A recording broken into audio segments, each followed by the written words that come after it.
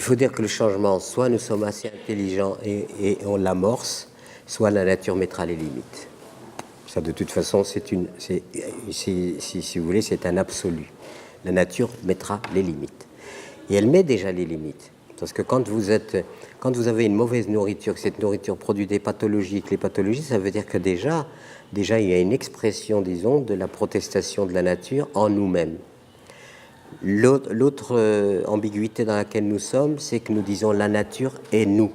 Mais nous sommes la nature. Nous sommes des mammifères, on le veuille ou non. Bon, on est classé quand même parmi les mammifères. Bon.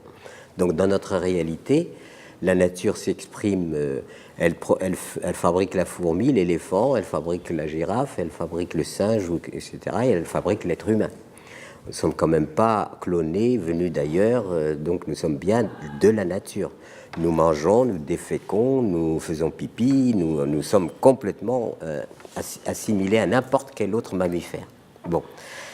Et l'ambiguïté, c'est que dans nos têtes, alors est-ce que c'est dû à l'histoire ?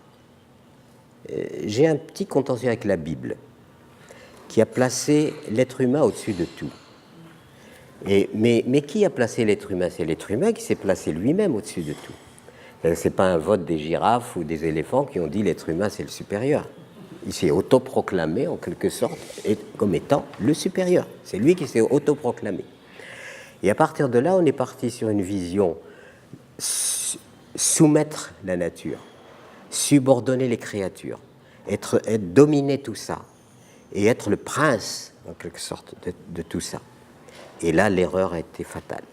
On est parti sur autant les primitifs, ce qu'on appelle les hommes premiers. Je fais beaucoup d'anthropologie.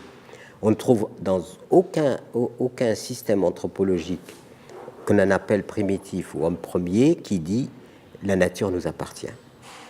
Dans ma chambre, j'ai affiché le discours du chef indien Seattle. Je ne sais pas si vous avez entendu parler ou quand les Américains ils demandent vendez-nous on va vous racheter. Parce qu'ils ont découvert dans le territoire, évidemment, des richesses à exploiter, mais en même temps, les Indiens les occupaient. Alors, ils étaient très emmerdés en disant on peut quand même pas leur repiquer, parce que, etc. Mais on va leur racheter. Voilà. Racheter le territoire. Et le chef indien, qui est stupéfait, qui dit mais on ne peut pas vous vendre ce qui ne nous appartient pas. C'est pas la terre ne nous appartient pas, c'est nous qui lui appartenons. Voilà la vérité réelle. Rien ne nous appartient. Un jour, on aura beau accumuler des milliards, on les lâche, on s'en va. Donc, à quoi ça sert ? Disons, de toute façon, nous sommes dans nos limites et un jour, on quittera tout cela. Et je crois que cette vision, si on avait eu cette vision, nous faisons partie de ce miracle qu'on appelle la vie. Nous sommes une expression affinée de cette vie. Nous sommes en tant qu'être humain dans une forme de conscience. Conscience, je ne sais pas. Mais en tout cas, il y a la possibilité d'une conscience. Mais alors, il y a le cadeau le plus difficile, et c'est que nous savons que nous allons mourir. En sachant que nous allons mourir, on cherche la sécurité. Et en cherchant la sécurité, on devient fou. Parce qu'il faut être en sécurité à tout prix. Voilà. Pourquoi il y a tant d'armements sur cette planète ? C'est bien pour la sécurité. Pourquoi il y a recherche de sécurité ? C'est bien parce qu'il y a la peur. Parce que s'il n'y a pas peur, il n'y a pas de recherche de sécurité.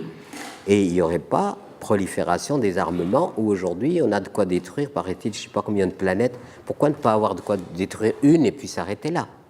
Eh bien non, on perfectionne les outils du meurtre et de la destruction parce que la peur s'intensifie par la division. Au lieu d'être unis et ensemble, on est désunis et on provoque des antagonismes.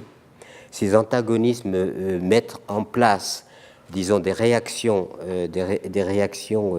violentes et on instrumentalise notre violence. Et aujourd'hui, le grand drame, c'est que pendant longtemps, l'humanité a toujours été violente.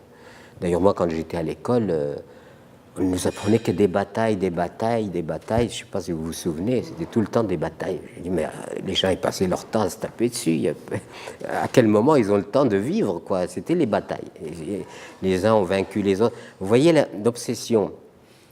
et la perversion qui a habité les gens pour dire c'est l'antagonisme, c'est toujours la concurrence, toujours la compétition, les territoires circonscrits, on met des frontières dans les territoires, ce qui justifie le territoire, ben, c'est défendre le territoire, et ce qui justifie la défense du territoire, ce sont les armements, et vous avez ces clivages stupides entre l'Est et l'Ouest, où il y a eu la concurrence finalement, disons, à l'escalade aux armements, et on aboutit à quoi? À une horreur absolue, une horreur absolue.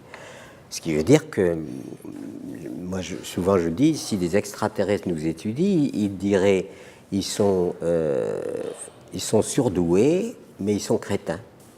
Il n'y a pas d'intelligence dans tout ça. Il n'y a aucune intelligence. Comment voulez-vous dire qu'on est intelligent quand on est constamment dans gagner, dominer, soumettre, réduire à l'esclavage et détruire la nature. Donc cela interpelle non pas simplement la logique, mais interpelle la conscience profonde. Et c'est la conscience profonde.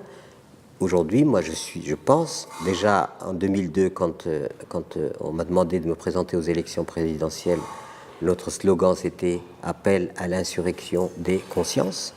Et effectivement, quelle planète laisserons-nous à nos enfants? Mais quels enfants laisserons-nous à la planète?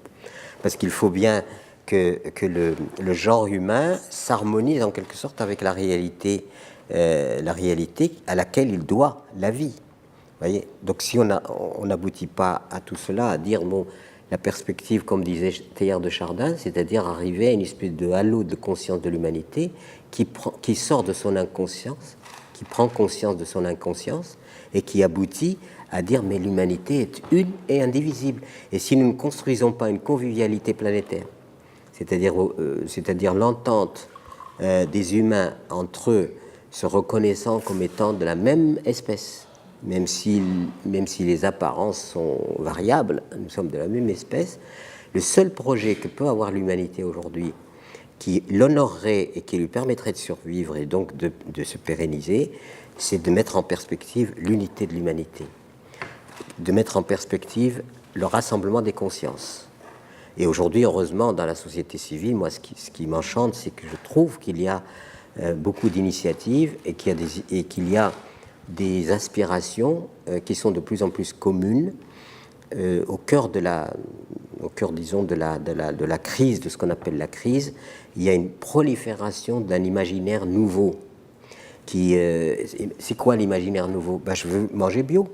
Je vais essayer de me chauffer à l'énergie solaire si je peux. Je vais construire ma maison autrement. Je vais éduquer autrement. Je vais, etc. Et tout ça, il y a une espèce de prolifération qui se fait. J'ai eu affaire à des entrepreneurs il y a quelque temps, une cinquantaine d'entrepreneurs qui disaient, mais j'ai réussi socialement, mais est-ce que j'ai réussi ma vie? Et aujourd'hui, c'est pas simplement réussir matériellement, c'est dire, alors il disait, d'accord, j'ai réussi socialement, mais ai-je réussi humainement? Ce qui a donné un ami qui s'appelait Michel Valentin, vous avez peut-être entendu parler. Michel Valentin, il me demande une rencontre, je me dis, tiens, un entrepreneur qui veut me rencontrer, j'avoue que je me suis dit, il va peut-être me donner des sous pour mes actions. Moi, je me suffis à mes besoins. Et dès les premiers mots, gagner de l'argent, je sais faire, mais j'en ai marre de gagner de l'argent pour gagner de l'argent, puisque moi, je ne suis pas heureux.